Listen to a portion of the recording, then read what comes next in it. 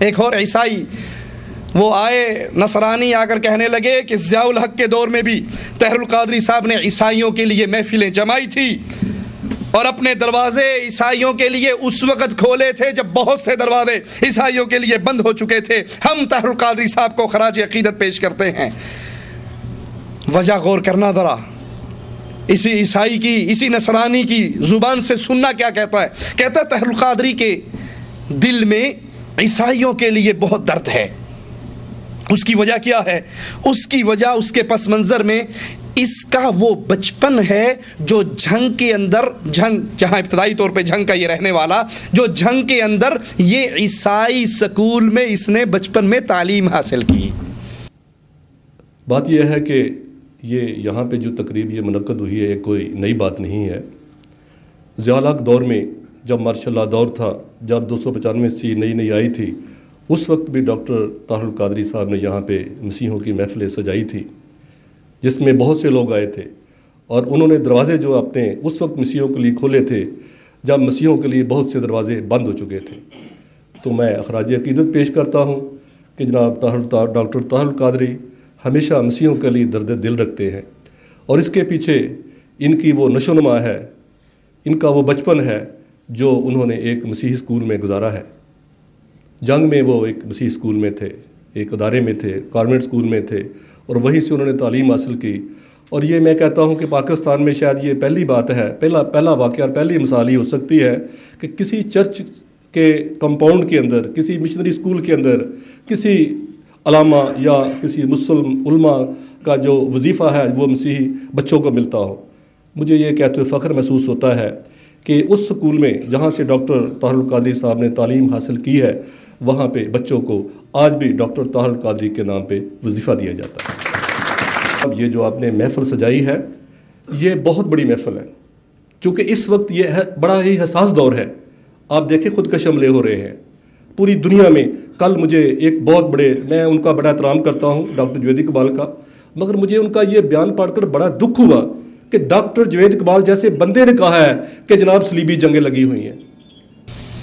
طاہر القادری صاحب کی عیسائیوں سے یہ محبت، عیسائیوں کے تہواروں میں شرکت، نصارہ کے ساتھ دوستی، ان کو اپنی مسجدوں میں بلا کر عبادت کی اجازت، اور صلیب لٹکی ہوئی ہے پادری کے گلے میں، اور قادری صاحب اس کے ہاتھ میں ہاتھ ڈال کے کھڑے ہیں، کیک کاٹ رہے ہیں، وہ کفر کے جملے اپنی زبان سے بکتا ہے، قادری صاحب کے ماتھے پر بل بھی نہیں پڑتا۔ کہا اس ساری باتوں کے پیچھے وہ پس منظر ہے کہ یہ ڈاکٹر طاہر القادری بچپن میں تعلیم انہوں نے ہمارے عیسائیوں کے ایک سکول سے حاصل کی تھی۔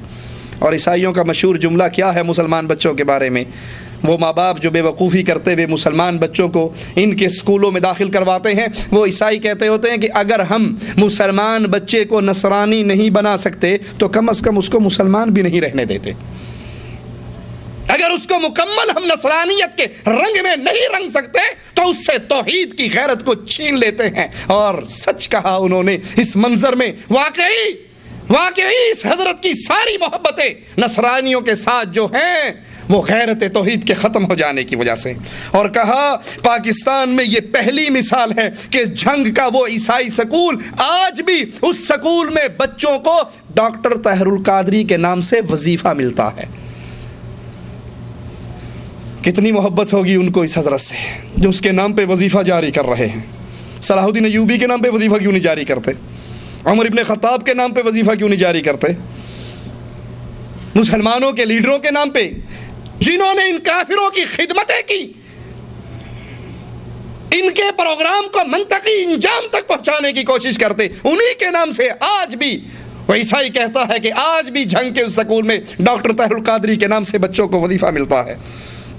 ڈاکٹر صاحب، آپ کی یہ محفلیں سجانا بہت بڑی بات ہے، کیونکہ حالات بہت نازک ہیں، خودکش حملے ہو رہے۔ اور وہ کہتا ہے مجھے ڈاکٹر جاوید صاحب کا یہ بیان پڑھ کے بڑا دکھ ہوا۔ انہوں نے ایک اخبار کو انٹرویو دیتے ہوئے کہا کہ اس وقت عراق و افغانستان میں جو کچھ ہو رہا ہے یہ صلیبی جنگیں لگی ہوئی ہیں۔ یہ عیسائی کہتا ہے مجھے اس خبر کو پڑھ کے بڑا دکھ ہوا۔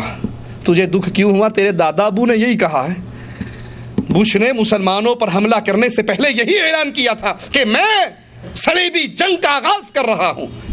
تیرے بزرگوں نے یہ کہا ہے، تجھے دکھ کس بات کا؟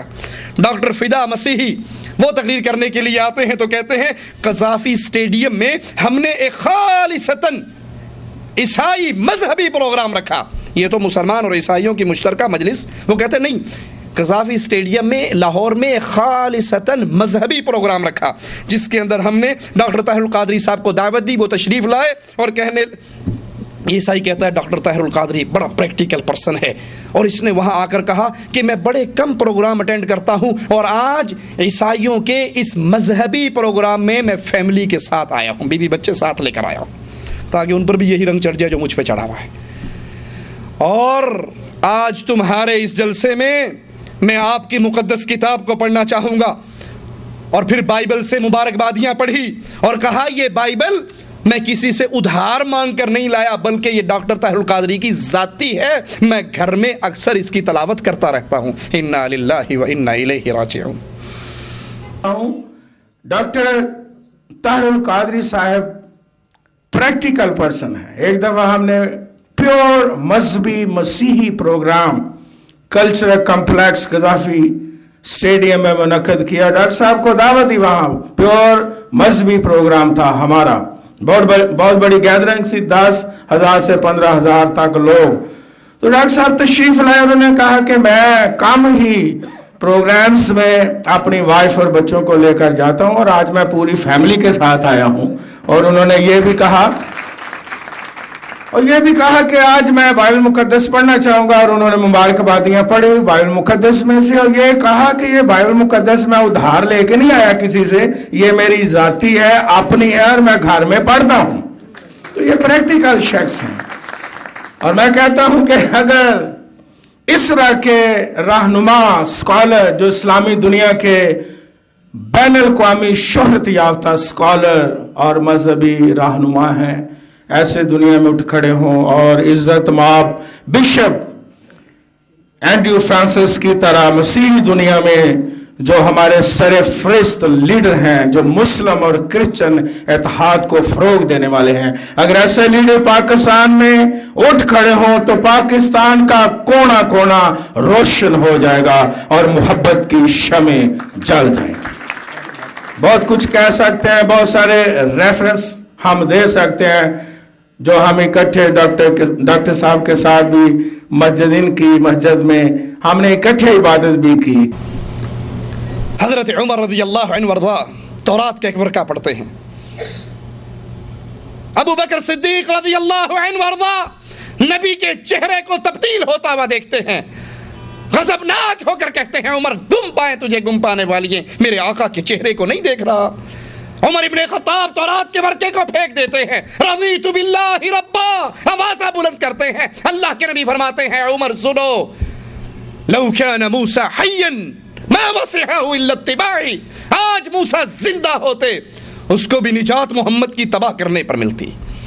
لو کان موسیٰ حیا لو بدأ لکم موسیٰ فاتبعتموہ وترکتمونی.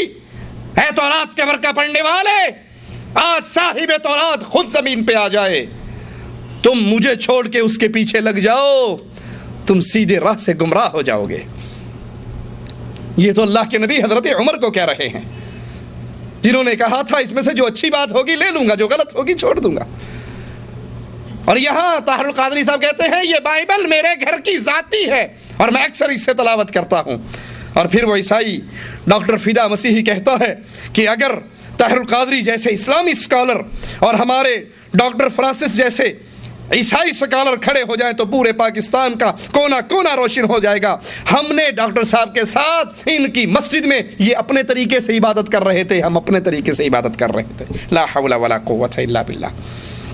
پھر عیسائیوں کا مین پادری ڈاکٹر فرانسس آیا اور اس نے کہا انجیل کا فرمان ہے مت ڈرو، ایک کرن ابھی ہے اور وہ اللہ کی ذات ہے. آپ مسلمانوں اس کو مانتے ہو، ہم بھی اس پر ایمان لاتے ہیں کہ انجیل مقدس کا فرمان